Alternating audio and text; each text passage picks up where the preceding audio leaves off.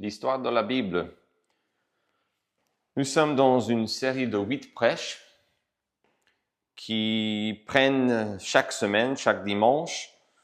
Nous parlons de 7 différentes lectures que nous avons faites pendant la semaine. Au total, nous avons 56 lectures à faire, donc avec 8 semaines et 7 lectures par semaine, ça fait 56. Et donc, chaque semaine, on essaie de résumer le message essentiel de ces 7 lectures. Et nous allons faire cela aujourd'hui avec les textes de Jérémie 31, Ézéchiel 10, Daniel 2, Daniel 9, Zacharie 14, Hébreux 11 et aussi Luc 1. On est toujours dans l'histoire de l'Ancien Testament. Le titre de cette série est bien l'histoire de la Bible, mais on va voir ici qu'on est en Hébreu et Luc, mais on est dans des contextes qui parlent de l'Ancien Testament. Donc, on est toujours, je pense ici, dans l'histoire de l'Ancien Testament et la semaine prochaine, nous allons commencer à voir le Nouveau Testament aussi.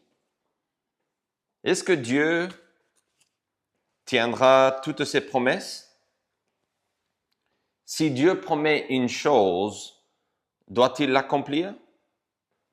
En quel délai doit-il l'accomplir?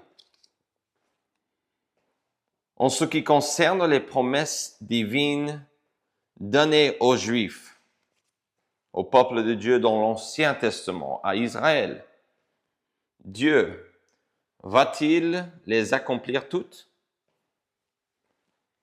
Donc peut-être vous avez répondu une de ces questions d'une façon et peut-être d'une autre façon pour une autre question. Mais je veux vous dire aujourd'hui, à travers ces textes que nous avons devant nous, que les réponses sont toutes les mêmes. Les promesses de Dieu aux Juifs seront tenues même s'ils tardent dans leur accomplissement. Nous allons parler de 2 vérités concernant les promesses de Dieu. On va parler de ce que Dieu a promis aux Juifs.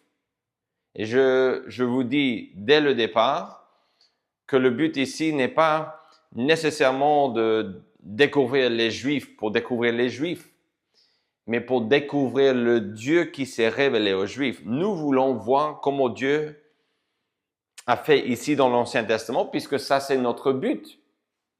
C'est quand même l'histoire de la Bible, pas l'histoire du Nouveau Testament ou de l'Église tout simplement, mais de l'ensemble des 66 livres que nous avons dans la Sainte Parole de Dieu. Donc nous allons voir ce que Dieu a promis aux Juifs, mais nous allons aussi deuxièmement voir que souvent Dieu tarde dans l'accomplissement de ses promesses. Quand on observe les promesses données aux Juifs, et même si on voulait bien élargir cette étude, on pourrait parler des promesses données même à l'Église aujourd'hui, ou parler même des promesses données dans le livre de la Genèse à toute la terre, à l'humanité. On pourrait voir rapidement, en regardant ces promesses, que souvent Dieu tarde dans l'accomplissement de ses promesses. Finalement, à la fin, je voudrais finir ce prêche, comme chaque prêche, avec une application. Je pense qu'après avoir étudié la Bible un dimanche matin ou n'importe quel jour de la semaine, on a toujours cette petite question. Et alors? Et alors, qu'est-ce que cela implique pour moi? Qu'est-ce que je dois faire avec cette information? Donc, nous allons aussi parler de cela.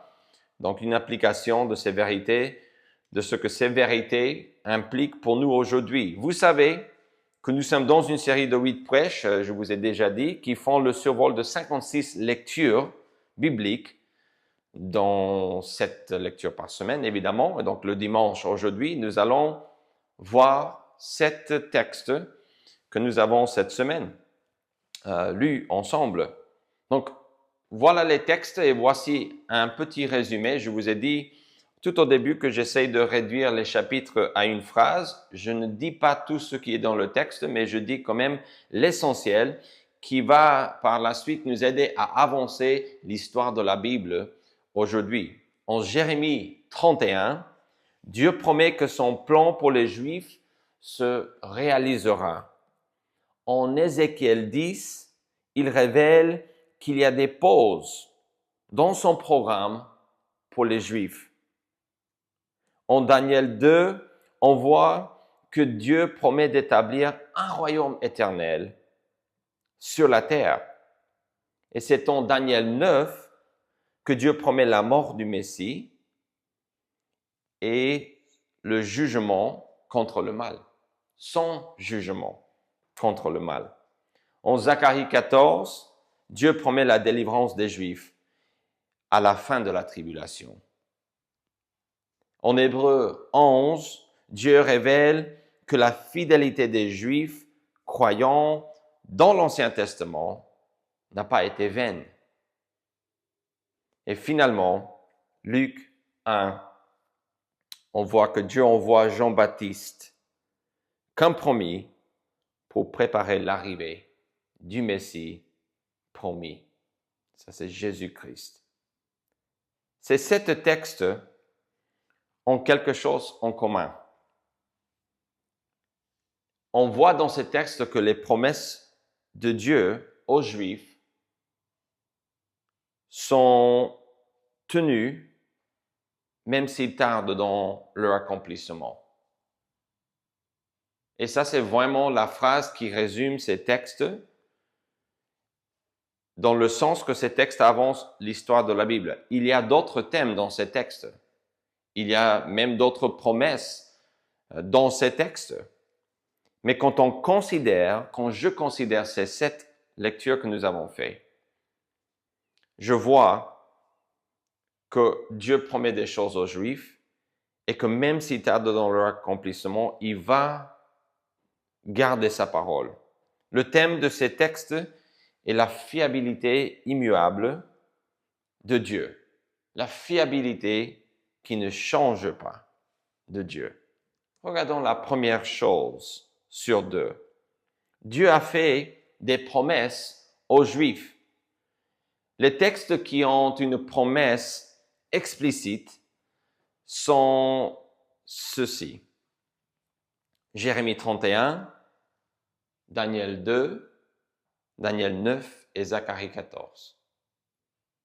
En Jérémie 31, Dieu promet de créer une nouvelle alliance. Mais c'est avec son peuple, avec le peuple juif, pas avec l'Église, avec son peuple. Il promet des choses en Jérémie 31 qu'il ne promet pas à l'Église.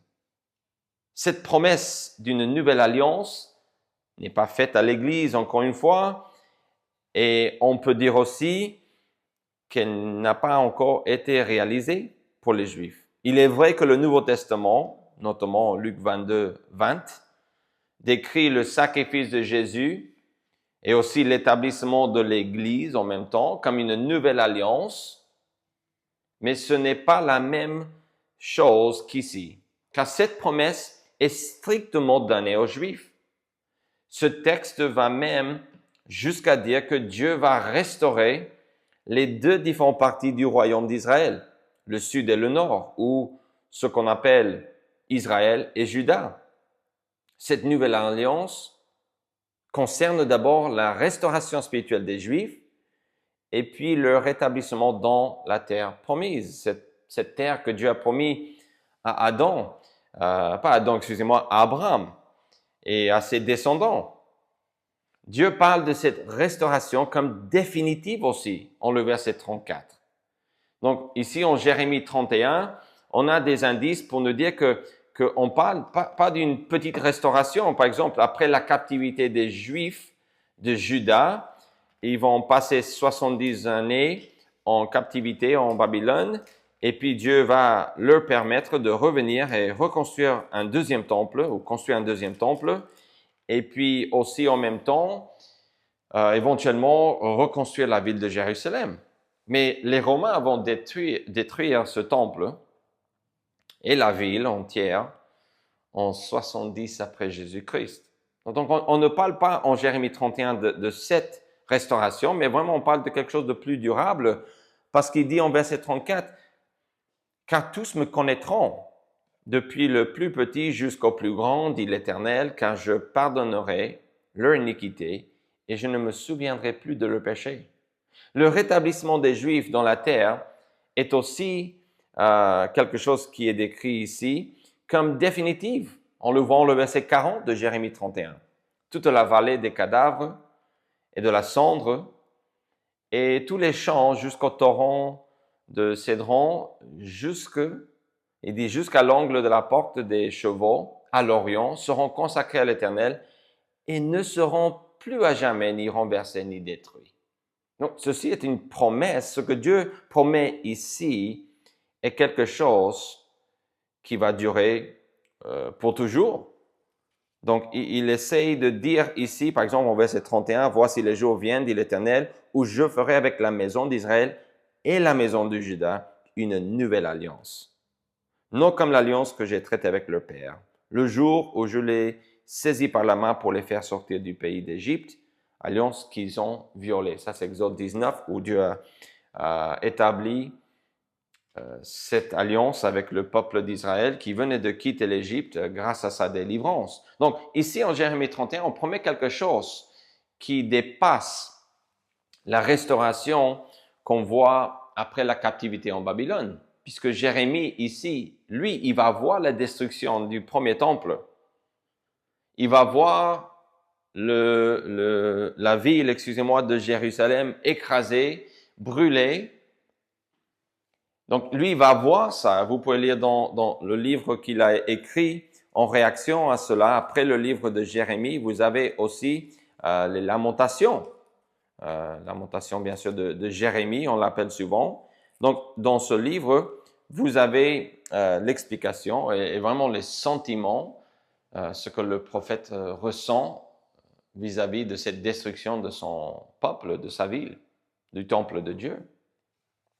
Alors, pour que ce soit clair pour tous que son plan pour les Juifs aura lieu, Dieu dit en les versets 35 à 37 quelque chose qui devrait capter notre attention. C'est quelque chose de très fort. Donc, Dieu essaye de vraiment nous aider à comprendre et vraiment à son peuple aussi, les Juifs, que ce que lui, il a promis et ce qu'il promet aux Juifs va avoir lieu. Il dit, « Ainsi parle l'Éternel qui a fait le soleil pour éclairer le jour, qui a destiné la lune et les étoiles à éclairer la nuit, qui soulève la mer et fait mugir ses flots, lui dont le nom est l'Éternel des armées.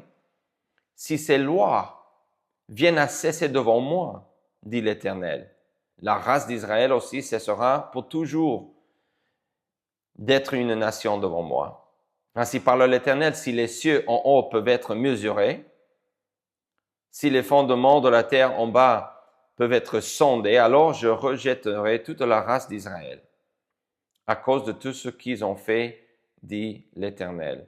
Donc peut-être, quelqu'un dirait, peut-être un jour le soleil ne brûlera plus. On parle dans la nouvelle création que Dieu va restaurer éventuellement à la fin du monde. On parle qu'il n'y aura plus besoin de soleil. Et peut-être vous croyez qu'il n'y aura plus de soleil ou lune, qu'on peut en gros changer ces lois ou les faire cesser devant l'Éternel. Mais je pense qu'on parle évidemment de deux choses ici. Numéro un, que c'est Dieu qui demande si quelqu'un peut le faire, que lui, il va abandonner son peuple. Donc, je ne pense pas qu'il y a personne qui peut changer les lois de la nature. C'est Dieu qui doit le faire. Et deuxième chose, il précise que si l'on peut mesurer les cieux, nous comprenons dans la Bible et même on sait aussi d'après les recherches qu'on fait dans la science que on ne peut pas mesurer les cieux. Impossible. Puisque les cieux s'étendent à l'infini, d'après ce que l'on comprend. Donc, Dieu est en train de dire ici tout simplement, il parle d'une manière exagérée pour dire, je ne vais pas abandonner mon peuple. Jamais, jamais, je n'abandonnerai pas les Juifs. On voit aussi en Daniel 2, notamment les versets 44 à 45, on a aussi des promesses que Dieu donne à son peuple. Donc, si vous voulez regarder avec moi, on va pouvoir voir cela en Daniel 2. Je vais lire le verset 44 et 45. Dans le temps de ces rois, le Dieu des cieux suscitera un royaume qui ne sera jamais détruit et qui ne passera point sous la domination d'un autre peuple. Il brisera et anéantira tous ces royaumes-là et lui-même subsistera éternellement. C'est ce qu'indique la pierre que tu as vue se détacher de la montagne, sans le secours d'aucune main, et qui a brisé le fer, les reins, l'argile, l'argent et l'or. Le grand Dieu a fait connaître au roi ce qui doit arriver après cela. Le songe est véritable et son explication est certaine. Dieu promet qu'après 4 grands royaumes mondiaux, il établira son royaume éternel sur la terre. Rappelez-vous qu'en 2 Samuel 7, Dieu a promis inconditionnellement à David qu'un de ses fils régnera pour toujours. Et qu'en Genèse 3.15, Dieu a promis que le sceptre, en Genèse 49.10, Dieu promet que le sceptre ne va pas s'éloigner de Juda. Ces promesses vont ensemble, car elles parlent du même événement qui aura lieu à la fin de la tribulation, avec l'établissement du règne millénaire de Jésus sur la terre. En fait, on voit ici et on voit ailleurs, peut-être c'est plus clair ailleurs, mais on voit dans d'autres textes, mais ici en Daniel aussi, on fait référence à ceci, c'est que Dieu éventuellement, il va établir son royaume sur la terre. Il va régner. Et quand il commencera à régner, il n'y aura plus d'autres royaumes. C'est lui. Son royaume ne va pas passer de lui à quelqu'un d'autre. Et ça, c'est important à comprendre parce qu'en Daniel 2, c'est le roi Nabuchodonosor qui a une vision, un rêve, une révélation de la part de Dieu et il veut une explication. Donc, il voit une statue composée de plusieurs différents métaux. Et chaque différente partie, il y en a 4, représente de différents royaumes qui vont régner sur la terre. Donc, on commence avec lui et on arrive dans l'histoire, on voit l'avancement de l'histoire ici. On voit le royaume médo-perse, les Grecs, les Romains. Et on parle même à la fin du monde d'une autre période où le 4e royaume va s'établir, mais Dieu va l'écraser. Et après ce 4e royaume, c'est lui qui va établir son règne sur la terre. Donc, on parle du règne millénaire ici, d'une manière implicite. Et on comprend que ce règne va avoir lieu à la fin de la tribulation, pendant 1000 ans. Mais à la fin des 1000 ans, cela ne veut pas dire que le royaume va changer. Il va continuer pendant l'éternité. Le millénium ou le règne millénaire de Jésus sur la terre est vraiment l'accomplissement des promesses qu'il a données ici aux Juifs et ailleurs aux Juifs. En Daniel 9, Dieu promet l'arrivée du Messie. Donc, on est un petit peu plus dans les précisions ici et on va voir aussi éventuellement dans la Bible que Dieu promet ce royaume, mais il promet aussi, comme on a déjà vu, par exemple en 2 Samuel 7, il promet que quelqu'un de la famille de David va régner éternellement sur son peuple. Donc on a le royaume en Daniel, mais on a dans d'autres textes, en Daniel 2, on a le royaume éternel et on parle dans d'autres textes d'un roi qui va régner pour toujours.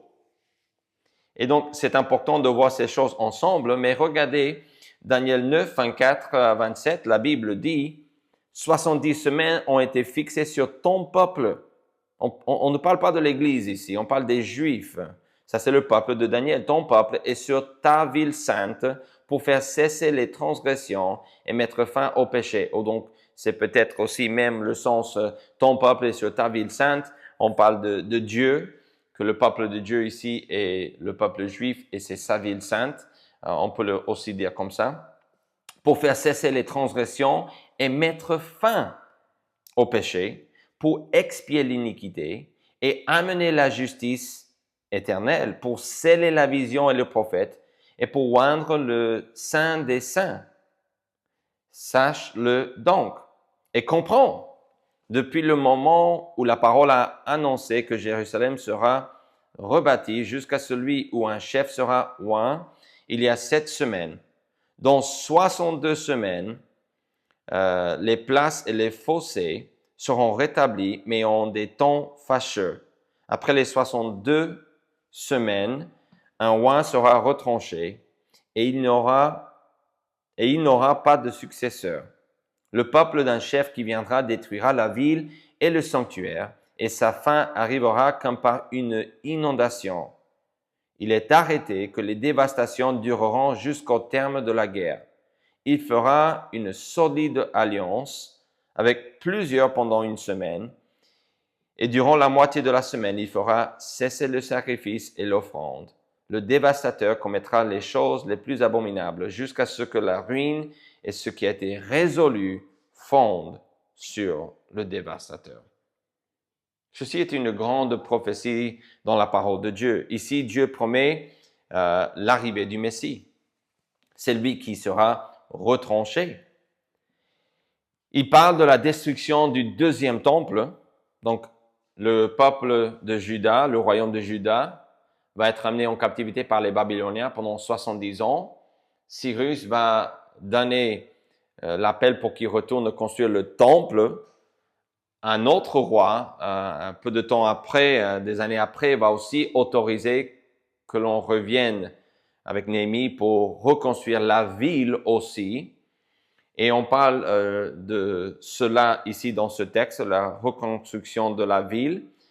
Et donc, on a tous ces événements qui vont avoir lieu après la captivité de 70 ans. Mais ici, on parle de détruire. La destruction. Il faut savoir que ici, en Daniel, le premier temple a déjà été détruit. Et donc, il parle d'un autre temple. Jusqu'à maintenant, l'autre temple, c'était celui qui va être reconstruit. Ici, que Dieu est en train de prédire en partie cette idée de reconstruire la ville. Mais il parle aussi de l'homme de péché, souvent connu comme l'antéchrist par certains, qui commettra des choses abominables dans un temple futur des Juifs au milieu de la grande tribulation. Dieu promet de détruire cet homme en le verset 27. Donc, on parle vraiment en gros ici de 70 semaines qui, en fait, identifient que Jésus, ou vraiment identifie Jésus comme le sauveur éventuellement dans le Nouveau Testament, mais cette prophétie de 70 semaines, au bout de 69 semaines, on voit que Jésus se présente à Jérusalem comme le roi, en Matthieu 21 par exemple. Donc ici, les 70 semaines sont 70 années, ou 77, littéralement traduit. Donc, la plupart des gens vont comprendre qu'on parle ici non pas de 70 années ou de semaines, mais de 490 années d'histoire qui vont avoir lieu. Et ils vont commencer, d'après ce texte, avec la parole quand ça va être annoncé que Jérusalem sera rebâtie jusqu'à celui où un chef sera oint il y a 7 semaines. Donc, on parle de 70 semaines, mais il faut savoir que la dernière semaine ici, en verset 27, il fera une solide alliance avec plusieurs pendant une semaine. Cette partie-là n'a pas encore lieu. Nous croyons que ceci décrit la tribulation qui est divisée en 2 parties. La première moitié où on va permettre aux Juifs de reconstruire ou de adorer Dieu dans le temple et de reconstruire le temple. Mais au milieu de cette période de 7 années, cet homme qui a permis qu'on fasse cela, on l'appelle le dévastateur ici, donc c'est un joli C'est un beau prénom, n'est-ce pas? Mais on a une belle image, en tout cas, de ce que lui va faire au milieu de cette semaine ou de ces 7 ans, parce qu'une semaine représente 7 années ici dans ce contexte. On a le fait que lui, il va entrer dans le temple, se déclarer Dieu, et puis là, les Juifs vont comprendre qu'ils se sont trompés en lui faisant confiance. Donc, on parle de la tribulation, mais ce que je veux tout simplement dire, j'ai donné un peu de détails et peut-être pas assez d'explications, mais on n'a pas vraiment le temps et ce n'est pas vraiment le but. Ce que je veux dire ici, c'est que Dieu fait énormément de promesses ici, non seulement d'un royaume en Daniel, mais aussi d'envoyer le Messie. Il parle aussi de ce fait que le futur des Juifs, de son peuple, va être vraiment un mélange de douleur qui va finir avec la joie quand il reviendra à la fin de la tribulation pour établir son royaume. En Zacharie 14, Dieu promet de venir délivrer les Juifs une fois pour toutes. Encore une fois, à la fin de la tribulation. Donc, on parle des choses dans le futur. Donc, si on regarde Zacharie 14, les premiers 5 versets, « Voici le jour de l'Éternel arrive, et tes dépouilles seront partagées au milieu de toi. Je rassemblerai toutes les nations pour qu'elles attaquent Jérusalem. La ville sera prise. Les maisons seront, évidemment, vont être complètement détruites, pillées, et les femmes violées. La moitié de la ville ira en captivité, mais le reste du peuple ne sera pas exterminé de la ville. » Donc, la moitié de la ville ira en captivité. « L'Éternel paraîtra et il combattra ces nations. Comme il combat au jour de la bataille, ses pieds se poseront en ce jour sur la montagne des Oliviers, qui est vis-à-vis de Jérusalem, du côté de l'Orient. La montagne des Oliviers se fondra par le milieu, à l'Orient et à l'Occident. Et il se formera une très grande vallée. Une moitié de la montagne reculera vers le septentrion et une moitié vers le midi. Vous fuirez alors dans la vallée des montagnes, car la vallée des montagnes s'étendra jusqu'à Hatzel. Vous fuirez comme vous avez fui devant le tremblement de terre au temps d'Osias, roi de Juda. Et l'Éternel, mon Dieu, viendra et tous ses saints avec lui. On décrit ici une délivrance, et qui est une délivrance vraiment définitive. Et ça, c'est la clé pour comprendre ici cette portion de la parole de Dieu. Il appelle cette intervention le jour de l'Éternel en le verset 1. Excusez-moi. Le jour de l'Éternel est un jour de colère où Dieu punira tous les méchants. Dans le Nouveau Testament, 2 Thessaloniciens 1:8 parle d'un jour quand Jésus punira, et je cite, ceux qui ne connaissent pas Dieu et ceux qui n'obéissent pas à l'évangile de notre Seigneur Jésus. Donc ça, c'est vraiment important à comprendre ici. Donc Dieu promet énormément de choses. Je sais que certains de ces textes que nous avons vus parlent des choses que tout le monde, en tout cas en parlant de ces choses, on n'est pas tous d'accord avec l'interprétation de ces choses. Mais ce qui est clair et ce que je veux vraiment mettre en évidence est que Dieu promet des choses aux Juifs. Et ce qu'on peut voir, c'est des choses qui sont vraiment définitives. Il parle d'un royaume éternel. Il parle d'une délivrance vraiment définitive. Il parle d'une restauration spirituelle qui n'est pas comme, par exemple, quand on a été permis de retourner et reconstruire construire un deuxième temple. C'est plus que ça. On parle de cette idée que tous connaîtront Dieu, l'Éternel, en Jérémie 31. Il n'aura plus besoin qu'on apprenne les choses de Dieu. On n'a jamais vécu ça dans l'histoire du monde. Mais Dieu l'a promis. Et il le promet pour un jour dans le futur, à la fin du monde. Donc Dieu promet des choses aux Juifs. Et on peut dire qu'une promesse de Dieu est un engagement inconditionnel de sa part. Je dois donner une petite explication avant de vous donner la deuxième grande vérité de cette étude que nous menons à travers la Bible. C'est ceci. Parfois dans la Bible, Dieu se révèle avec les Juifs, par exemple, avec des choses ou des engagements qui sont conditionnels, au conditionnel. Donc, si mon peuple fais ceci, moi je ferai ceci. Quand j'emploie le mot promesse dans ce prêche, je ne parle pas de ces choses-là. Je parle des engagements inconditionnels. Une promesse de Dieu est un engagement inconditionnel de sa part. Donc, si Dieu ne dit pas qu'il y a des conditions, on est dans une promesse pure qui veut dire que Dieu va tenir cette promesse. Les promesses que nous venons de voir aujourd'hui n'ont pas de conditions. Juste un exemple d'une condition, d'une promesse inconditionnelle dans la Bible. Dieu, dès le début, a promis que quelqu'un allait venir écraser la tête du serpent en Genèse 3,15. On a promis à Abraham qu'un de ses descendants, quand lui, quelqu'un de la famille d'Abraham, allait être une source de bénédiction. Toutes les familles de la terre allaient pouvoir être bénies en quelqu'un de la famille d'Abraham. On parle à David que quelqu'un de sa famille va régner éternellement. Et on parle en Ésaïe qu'un enfant nous est né, que la Vierge enfantera, elle va avoir un enfant et c'est lui qui va être notre sauveur, Dieu avec nous. Il y a énormément de fois qu'on avance et on donne plus de détails sur cette promesse d'un sauveur, du Messie. Dans le Nouveau Testament, on voit que c'est Jésus-Christ. On n'a pas son prénom, en tout cas ce titre de Jésus est quelque chose qui nous est révélé dans le Nouveau Testament. Mais dans l'Ancien Testament, on s'attend à voir quelqu'un apparaître un jour pour sauver le monde de ses péchés.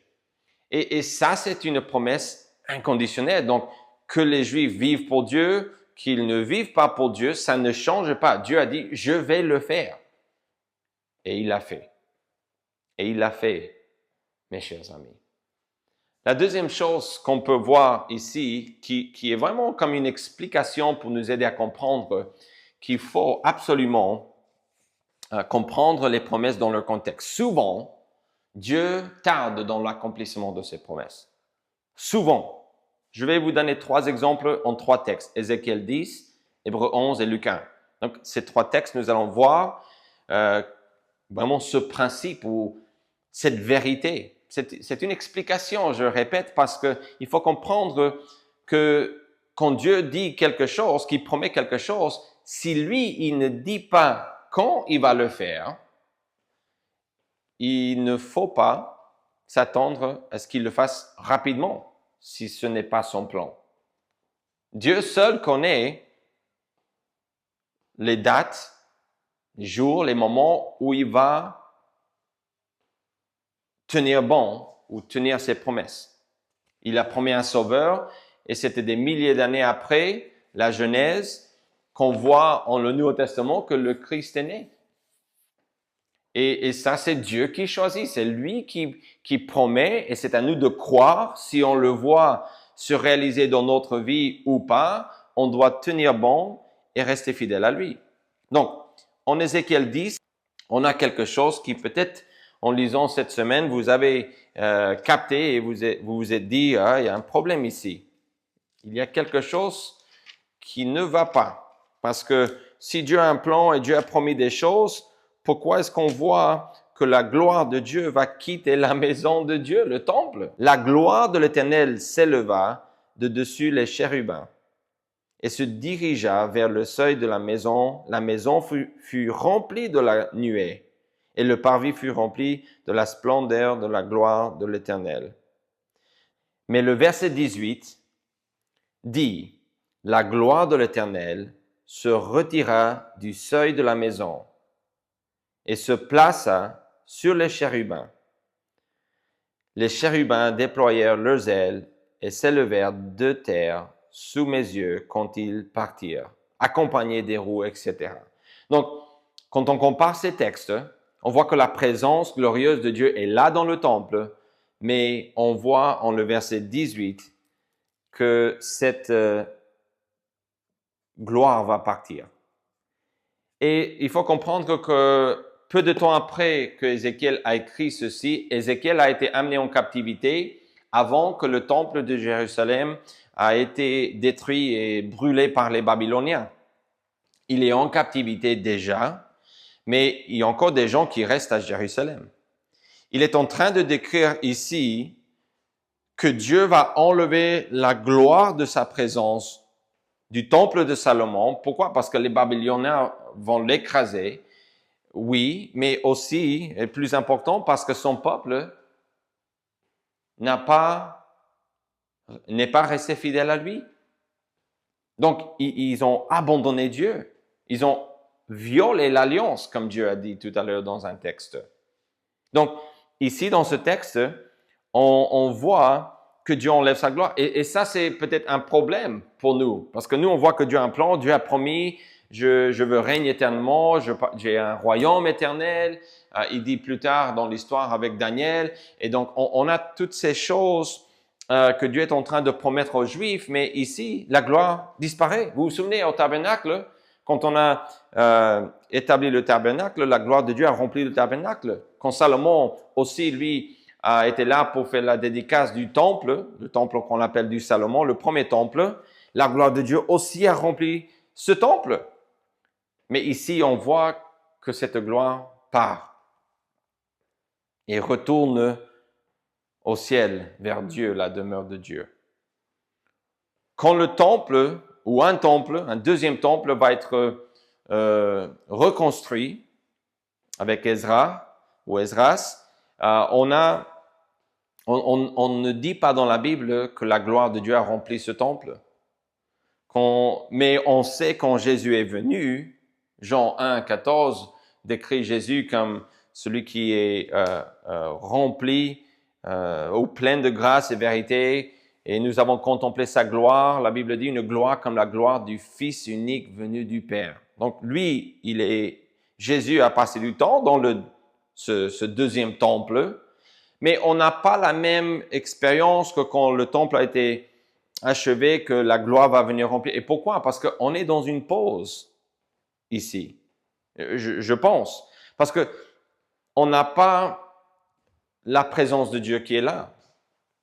Dieu avance l'histoire, mais les choses ralentissent un peu ici en Ézéchiel. Avec la captivité en Babylone, les 70 années, c'est une pause.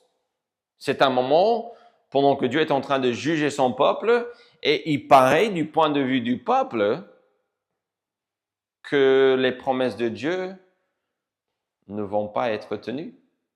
C'est peut-être ça ce que beaucoup de Juifs ont ressenti. Donc ici, cette histoire de gloire qui part était un grand découragement, mais ce qu'on voit ici, que même si Dieu tarde dans l'accomplissement, cela ne veut pas dire qu'il ne va pas le faire. Donc, il faut comprendre cela. Hébreu donc Ézéchiel 10 parle dans ce sens-là. Mais Hébreu 11 aussi, je pense qu'on a un argument en faveur de cette idée que Dieu va tenir, non seulement que Dieu va tenir bon avec ses promesses, mais qu'il y a souvent vraiment cette idée d'une longue pause entre la promesse qui est donnée et l'accomplissement. C'est ce qu'on voit de toute façon dans la Bible avec les promesses du Messie, mais en Hébreu 11, Dieu loue la foi des saints de l'Ancien Testament parce qu'ils ont cru en ses promesses. Donc, Dieu donne une liste. Si vous avez lu Hébreu 11, vous voyez rapidement qu'on a une liste de personnes, notamment de l'Ancien Testament. C'est des gens de l'Ancien Testament, avant la vie de Jésus sur la terre. Et voilà vraiment la question. Si Dieu ne comptait plus tenir ses promesses envers les Juifs, donc aujourd'hui, si vous croyez que ce que Dieu a dit aux Juifs, il ne va pas le faire puisque maintenant l'Église a pris leur place ou autre, si Dieu ne comptait plus tenir ses promesses envers les Juifs, pourquoi inclure un chapitre en le Nouveau Testament comme Hébreu 11 qui loue leur foi? Ça serait quand même pas logique que Dieu donne à l'Église Hébreu 11 pour nous dire, regardez l'Église, parce que vraiment le sens d'Hébreu 11 est simple. on donne toute cette liste qui parle du fait que toutes ces personnes de l'Ancien Testament ont eu la foi en les promesses de Dieu. Et que si eux, ils l'ont fait, nous pouvons le faire. Mais à quoi bon nous dire cela si Dieu ne pense pas tenir ses promesses envers les Juifs? Ça serait comme si Dieu nous dit, oui, vous regardez tous ces gens qui ont eu la foi en moi, mais je ne vais pas tenir bon les promesses que j'ai données, je ne vais pas tenir, mais vous, faites confiance en moi, avec vous, je ne vous ferai pas une telle chose. N'importe qui saurait dire tout de suite, si tu n'as pas gardé ta parole avec eux, comment est-ce que je sais que tu vas le faire envers moi? La réponse à cette question aussi se trouve en les 2 derniers versets. Tout cela, à la foi desquels il a été rendu témoignage, n'ont pas obtenu ce qui leur était promis. Non seulement Dieu leur a promis des choses, mais ils n'ont pas vu les promesses. Cette promesse, on parle d'une promesse, ils n'ont pas obtenu ce qui leur était promis. Dieu ayant vu quelque chose de meilleur pour nous, afin qu'ils ne parvinssent pas sans nous à la perfection. Nous sommes arrivés ou parvenus à la perfection parce que Jésus est la perfection. Dans l'Ancien Testament, ici on fait référence à ce fait que Jésus est la perfection.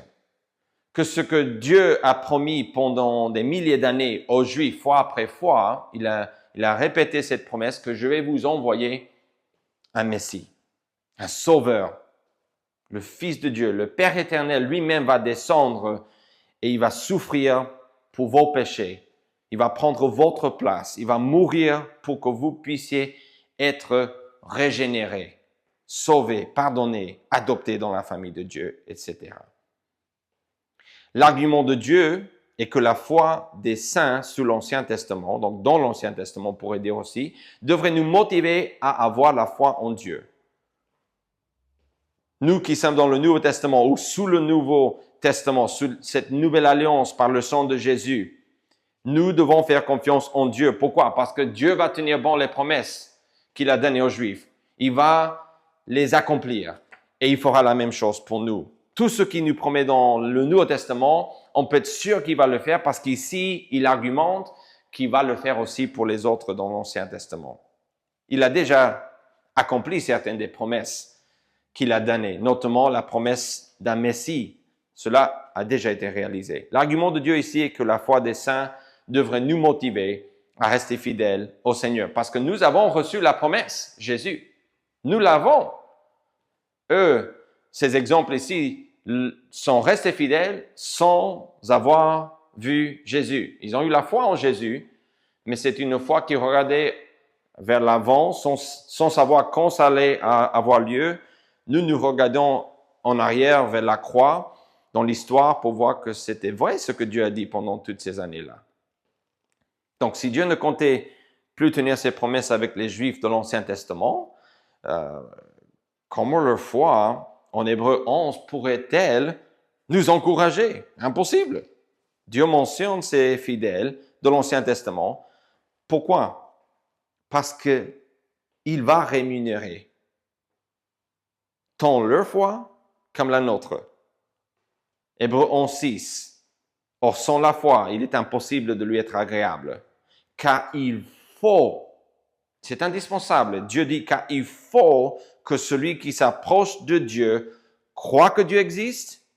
Et voici la clé à cet argument que Dieu avance ici en Hébreux 11. Et qu'il est le rémunérateur de ceux qui le cherchent. Ça veut dire que Dieu va tenir ses promesses. Point.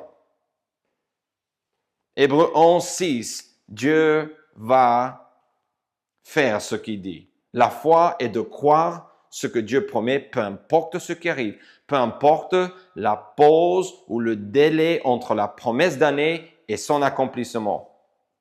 Le fait que Dieu demande notre foi pendant un très long temps ne veut pas dire qu'il ne sera pas fidèle à sa parole. Le délai change notre façon de vivre, notre confiance peut varier mais Dieu ne change pas. Donc ça, c'est hébreu. Mais finalement, en parlant de cette idée que souvent Dieu tarde dans l'accomplissement de ses promesses, on a un exemple en Luc 1. Et je vous ai déjà donné cet exemple, donc on n'a pas besoin d'insister trop longtemps, mais Dieu annonce l'arrivée de Jean-Baptiste et 6 mois plus tard, la naissance du Messie. Donc on ne voit pas la naissance de Jésus encore. On le voit en Luc 2, par exemple, mais Jean-Baptiste n'a pas été envoyé à l'Église, mais à la maison d'Israël. La dernière chose que Dieu a promis aux Juifs en Malachie 4, 5 et 6 était d'envoyer, vraiment, il dit que c'est Élie, et il parle au sens figuré, et je vous montrerai pourquoi on pense cela. Jean-Baptiste est celui qui a été promis, en fait, en Malachie. Donc, dans notre Bible, la Bible protestante, Malachie, ou Malachie est le dernier livre. Et donc, on dit, voici, je vous enverrai Élie, le prophète, avant que le jour de l'Éternel arrive. Ce grand jour, ce jour grand et redoutable, il ramènera le cœur des pères à leurs enfants et le cœur des enfants à leurs pères, de peur que je ne vienne frapper le pays d'interdit. En Matthieu 11, Jésus, en parlant avec ses disciples, explique à ses disciples quelque chose qui est important pour nous, pour comprendre cette dernière chose qu'il dit dans le texte qu'on vient de lire, car tous les prophètes et la loi ont prophétisé jusqu'à Jean. Et si vous voulez le comprendre, c'est lui qui est l'Élie qui devait venir. Donc, Matthieu 11, 13 et 14 dit que Élie, qui a été promis, est bien Jean-Baptiste. Son rôle était de préparer les cœurs des Juifs, pas des païens, des Juifs pour l'arrivée de Jésus. Comment Luc 1 nous apprend-il que Dieu tarde dans l'accomplissement de ses promesses? Facile, très facile même. Ce texte a eu lieu, donc Luc 1, c'est vraiment le début de l'accomplissement d'une promesse qui a été donnée il y a des milliers d'années, avec la première promesse d'un sauveur en Genèse 3.15. Genèse 3.15. Dieu a tardé un très long temps, mais il a tenu sa promesse, qu'il a fait aussi, on peut dire, en Genèse, à Adam et Ève ici, et aussi à Abraham en Genèse 12, qu'il a annoncé aussi à Jacob, en parlant du repos au Shiloh qui devait venir en Genèse 49, qui est une référence à Jésus. Si Dieu n'indique pas l'heure et la date exacte, il ne faut pas se fatiguer, mes chers amis, d'attendre confiamment en le Seigneur Jésus pour accomplir ses promesses. Bien sûr que nous voyons d'autres fois où Dieu fait patienter les gens quand il leur promet une chose. Ceci n'est pas qu'il ne le fera pas. C'est tout simplement ça. Les promesses de Dieu sont inconditionnelles. Si on parle bien d'une promesse pure, inconditionnelle, que Dieu ne met pas de conditions avec ce que lui veut faire envers l'être humain, on va voir dans la Bible, fois après fois, que même s'il prend du temps pour les réaliser, ça reste toujours une promesse inconditionnelle. Ça, c'est une bénédiction. Ceci veut dire qu'il réalisera tout ce qu'il promet.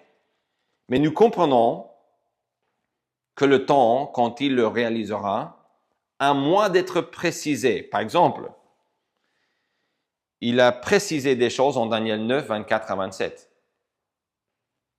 À un tel point qu'avec un peu d'études et recherches, on peut comprendre que les 69 semaines, donc pas la totalité de la prophétie en Daniel 9, mais 69 des 70 semaines,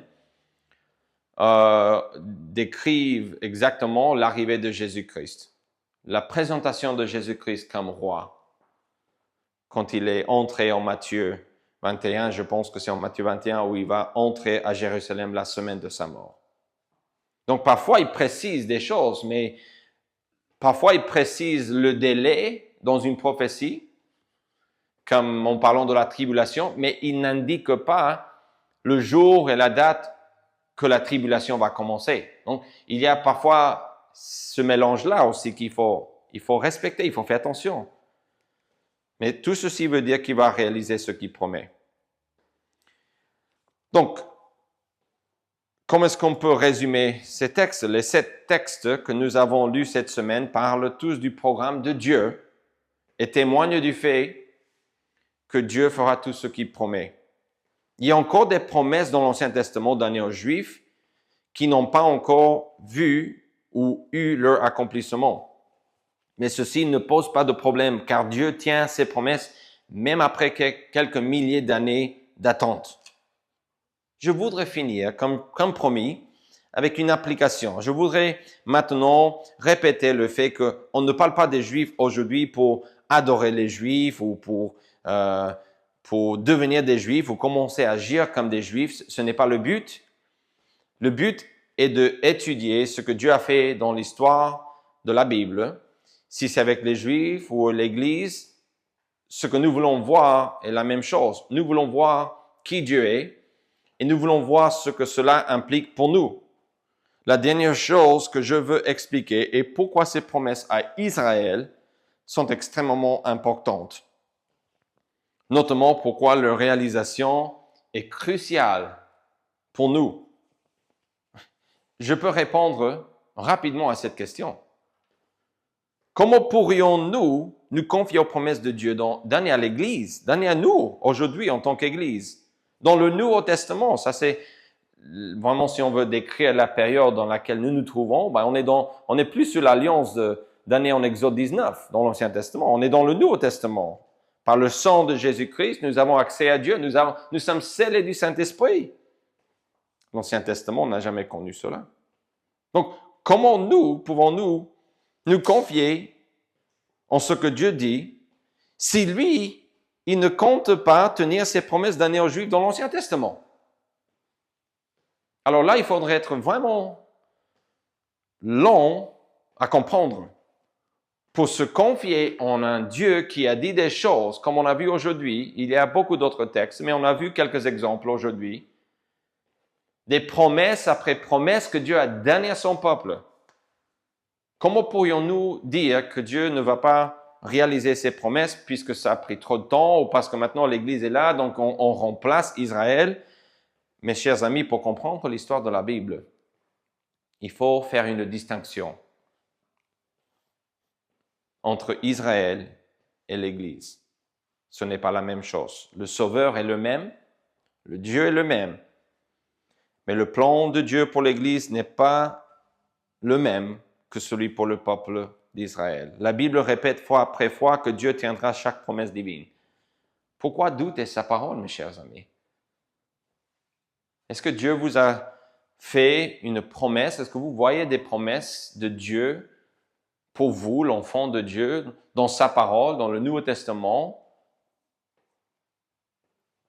Pourquoi douter cela? Ce qui est en jeu est le nom de Dieu. Son caractère, sa fiabilité est en jeu ici. Si nous voulons dire, comme certains aujourd'hui pensent que Israël, ils ont eu leur chance et c'est fini. Non, mes chers amis. Quelle erreur de notre part. Pour renforcer votre confiance en Dieu, je veux vous donner 3 textes qui révèlent sa fiabilité envers les Juifs, mais envers nous tous. Parce que le but n'est pas de devenir des Juifs, évidemment, mais c'est de voir que le Dieu qui a promis des choses aux Juifs est le même qui nous promet des choses et que nous pouvons faire confiance en ce Dieu parce que tout ce qu'il a dit aux Juifs va être accompli, qui implique pour nous, et dans l'application aujourd'hui, que les promesses de Dieu sont inconditionnelles, fiables, sûres, certaines. En ce qui concerne l'Ancien Testament et les Juifs, voici un argument du Nouveau Testament de l'apôtre Paul pour dire que les Juifs vont revenir sur la scène biblique un jour, car je ne veux pas, frères, que vous ignoriez ce mystère. Donc, ce mystère, c'est l'Église. Vous pouvez lire Éphésiens 3, 1, 6. On parle un petit peu de l'Évangile Et l'Église, cette idée qu'il y a une chose appelée l'Église, c'était un mystère puisque dans l'Ancien Testament, on ne le voyait pas.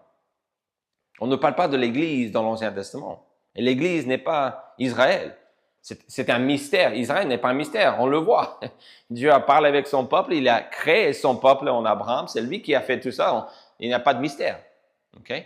Le mystère, c'est le fait qu'il y a les Juifs et après il y a l'Église. Donc Israël, pour le moment, est en train de vivre une longue pause dans leur histoire.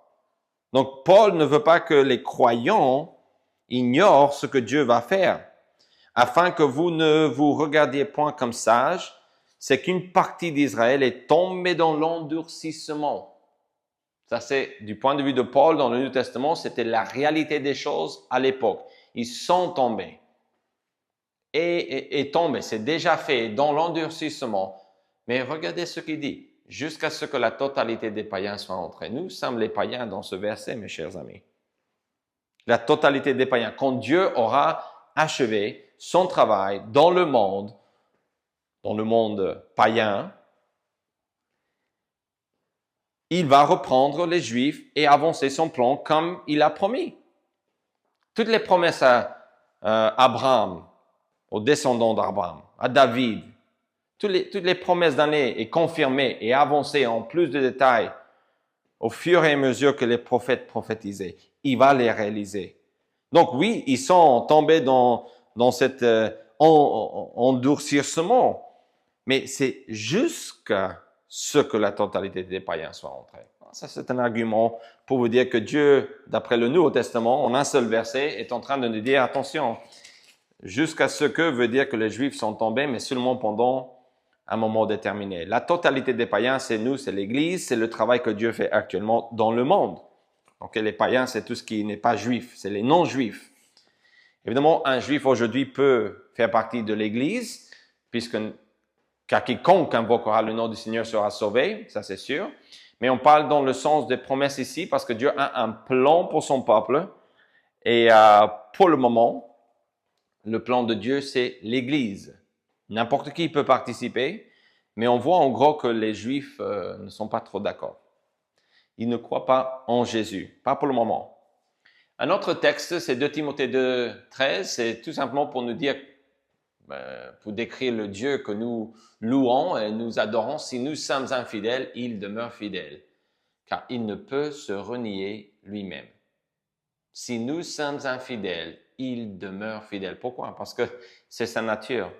Il ne peut pas changer sa nature parce que nous avons changé. Et je pense que ce verset implicitement va ensemble avec l'idée qu'on voit que Dieu ne va pas abandonner son peuple. Ce n'est pas parce qu'ils l'ont abandonné que lui, il va négliger ses promesses. Tout ce que nous voyons que la désobéissance de l'homme, ou des Juifs en particulier, ce que ça fait, c'est ça prolonge la pause. C'est tout. Un dernier verset. Dieu n'est point un homme pour mentir, ni fils d'un homme pour se repentir. Et j'aime bien la dernière partie aussi de ce verset qui n'apparaît pas sur l'écran, mais en Nombre 23 et le verset 19, il pose quelques questions à la fin pour nous aider à comprendre que Dieu, ce qu'il dit, il va le faire, tout simplement. Si Dieu l'a dit, Dieu le fera. Et donc, on a ici cette idée. Donc, on a ici cette idée en Nombre 23, 19. Dieu dit ceci. Ce qu'il a dit, ne le fera-t-il pas? Ce qu'il a déclaré, ne l'exécutera-t-il pas? La réponse est oui. Dieu va faire tout ce qu'il dit. Ces versets représentent la fiabilité totale de Dieu. Faites-vous confiance en Dieu. Faites-vous confiance en Dieu. Mon but est d'avancer l'histoire de la Bible à travers cette série de 8 prêches, bien sûr. Mais je veux, avec chaque prêche, vous encourager dans votre foi. Si vous pensez que Dieu vous a oublié en tant que son enfant, sachez que cela est impossible. Ce n'est pas possible. Il promet d'accomplir son œuvre qu'il a commencé en vous en tant qu'enfant de Dieu aujourd'hui avec votre foi en l'Évangile. 1 Thessaloniciens 5, 24, celui qui vous a appelé est fidèle et c'est lui qui le fera. Si vous, par contre, ne connaissez pas Dieu, vous pouvez le connaître aujourd'hui. Par sa grâce, il s'est offert pour vous sur la croix. Il l'a fait pour que vous puissiez le connaître comme votre Dieu. Quel privilège d'avoir Dieu comme sauveur et de l'avoir comme ami. Quel privilège d'être membre de sa famille. Tout commence avec la repentance, en avouant que vous êtes pécheur. Un pécheur qui ne mérite pas le pardon. Mais attention, cette mauvaise nouvelle n'est pas la fin de l'histoire, n'est pas la fin de la bonne nouvelle, car vous pouvez faire confiance en le sacrifice de Jésus et en sa résurrection. Ces deux choses prouvent que Dieu a accepté sa mort à votre place. Jésus est mort pour vous et pour moi. Il est mort à notre place. La place qui était vraiment notre place, il l'a pris. Concrètement, qu'est-ce que vous devez faire? Si vous placez votre foi en Jésus et en Jésus seul, et que vous vous repentez, vous pouvez devenir un enfant de Dieu aujourd'hui même. Et vous pouvez commencer à vivre en harmonie avec lui et à connaître ses promesses et à placer votre foi en elles jusqu'à leur accomplissement. Il s'est offert lui-même pour vous et pour moi. Voulez-vous faire ceci en ce moment? Voulez-vous découvrir l'amour de Dieu et le connaître ainsi? Demandez-lui tout en vous humiliant devant lui. Il le fera. Il vous adoptera, sauvera de vos péchés et vous donnera une nouvelle vie. Père, merci pour tes promesses. Sans elles, nous ne saurions pas vivre. Pourquoi? Parce qu'elles avancent ton plan malgré notre rébellion, Seigneur. Elles sont des grâces. Chaque promesse est une grâce de ta part, une grâce divine qui fait que je peux marcher avec toi. Elle me donne de la stabilité puisque tu me dis ce que tu vas faire, peu importe ce qui arrive. Merci pour la plus grande promesse qui est la venue de Jésus, le Messie, pour mourir à ma place, Seigneur, sur la croix, pour que je puisse être pardonné, réconcilié avec Dieu le Père. Merci que tu tiens toujours tes promesses. Merci que tu accompliras chaque promesse donnée à Israël. Merci que tu accompliras chaque promesse que tu donnes dans ta parole. Je prie pour ton retour. Je prie aussi pour l'accomplissement de toutes tes promesses, Seigneur. Et je prie pour le travail que nous avons à faire pour toi, ici sur la terre, pendant notre attente pour le jour de la rédemption. Quand nous nous retrouverons devant ta face, dans la joie éternelle à ta droite. Au nom de Jésus-Christ, nous prions. Amen.